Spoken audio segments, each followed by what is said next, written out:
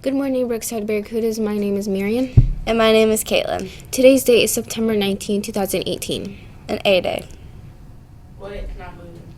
Now let's get started with the weather, lunch, and trivia. Good morning, Brookside Barracudas. I'm Cecily, and today I'll be giving you your weather, lunch, trivia, and birthdays. Today's trivia question is, stelophobia is a fear of what? A, flashes of light, B, flying, or C, spiders? Today's weather is a high of 92, a low of 75, and a 50% chance of rain. Here's tomorrow's weather. Today's lunch is teriyaki chicken with fried rice, buffalo chicken wrap, chicken Caesar salad, steamed broccoli, garden salad, urban pickles, peach cup, apple slices, and assorted fruit juice. Happy birthday to James Bishop and Tamira Taylor. The trivia answer is A, flashes of light. Thank you, Cecily. Lunch sounds great. Today's top stories is how eco-friendly Airlander 10 will soon be taking stories on luxury air cruises, and how a 2-year-old girl handing out burritos to tired and exhausted firefighters that were battling a wildfire. Before we move on to our stories, let's go to me and Peggy and Ben with some interesting news. Good morning, cuties. I'm Caitlin. I'm sure most of you are fond of the famous Starbucks, and we all know that the workers there vary in ages. However, this new Starbucks chain opened in Mexico City is staffed completely by men and women between the ages of 55 and 66. The Starbucks is run by 7 older baristas who are guaranteed major medical insurance and at least 2 days off per week. The work shifts run no longer than 6.5 hours, and the shelves inside the cafe have been lowered so they're easier to access. The elder staff members are recently being trained by younger baristas, and the system is very respectful and worthwhile. The initiative was to provide more working opportunities for seniors.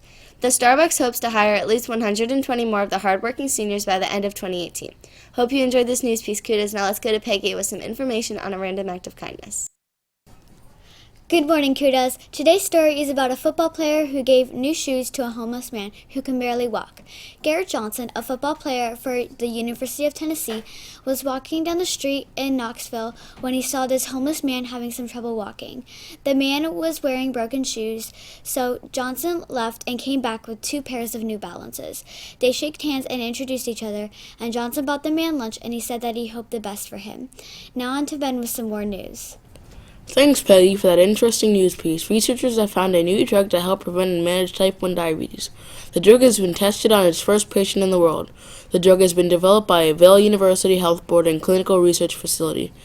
The drug aims to help the regrowth of insulin, which they call beta cells. Despite the current early phase trial, the CRF has now dosed 2 patients. Now back to the anchors. Thank you for all those amazing stories, but now to my story. British aerospace firm hybrid air vehicles will soon be floating and heading to unexplored destinations. This vehicle measures 302 feet long, which is 60 feet longer than the world's largest passenger plane. It also combines features of an aircraft and an airship. This eco-friendly vehicle is helium-filled and able to float in the skies for up to 2 weeks when it is unmanned, and 5 days when there is a crew on board. They are planning to partner with Design Q, so it will feature large bedrooms with attached bathrooms. Thank you, Marion, for that amazing story. Now on to my story about a 2-year-old girl that hands out burritos to tired and exhausted firefighters that were battling a wildfire. It started on August 1st, 2018. A 2-year-old made sure that all the firefighters in Northern California had a full stomach before going back to battling wildfires. Gracie handed out burritos to the firefighters for their breakfast in Anderson, California, after they finished the night shift fighting the fire that has killed 6 people, 4 of whom were firefighters. Gracie knows about firefighters because some of her family members are all part of the group fighting the car fire. Thanks to